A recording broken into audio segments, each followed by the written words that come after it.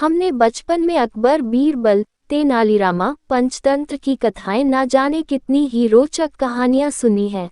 उन्हीं में से एक विक्रम बेताल की कहानी भी है।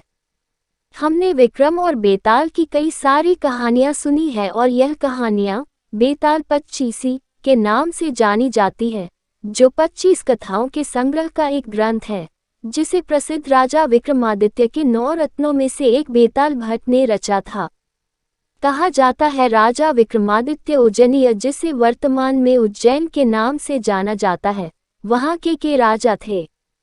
उनके न्यायप्रियता और दानशीलता की चर्चा पूरे देश में होती थी। यही चर्चा सुन के एक दिन उनके दरबार में एक तांत्रिक आते हैं, जो राजा विक्रमादित्य को हर दिन एक फल देते हैं और उसे राज्यकोष में रखने के लिए कहते हैं। तांत्रिक प्रतिदिन राजा के दरबार में आते थे और हर दिन उन्हें फल देते थे और राज्यकोष में रखने के लिए कहते थे। लंबे समय तक ऐसा चलता ही रहा, लेकिन एक दिन राजा विक्रमादित्य को पता चला कि राज्यकोष में रखा गया सब फल कीमती रत्न में बदल चुका है। इस बात का पता चलने के बाद उन्होंने उस तांत्रिक का बहुत ही अच्छे से स्वागत किया और उनसे कुछ मांगने के लिए कहा।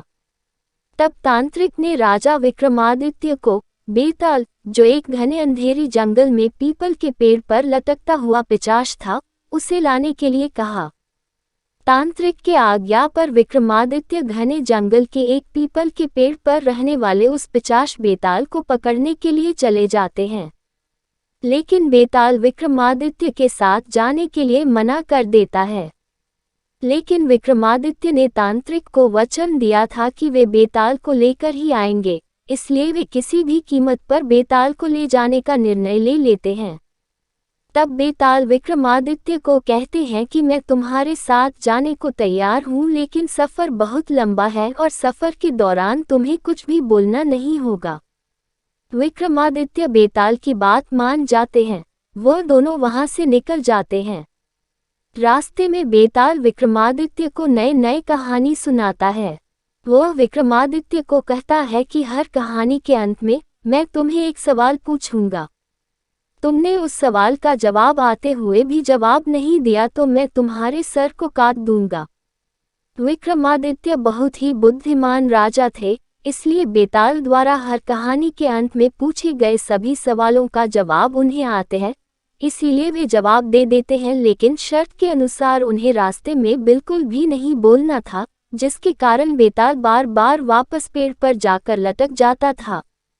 फिर विक्रमादित्य उसे वापस लाने के लिए जाते और रास्ते में फिर बेताल कहानी सुनाकर नया सवाल पूछ देता और फिर विक्रमादित्य द्वारा उसका जवाब देने पर वह वापस चला जाता।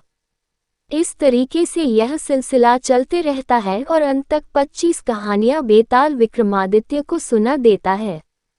बेताल द्वारा सुनाई गई हर कहानी में विक्रमादित्य के न्याय शक्ति का परिचय होता है और उन कहानियों से अच्छी सीख भी मिलती है।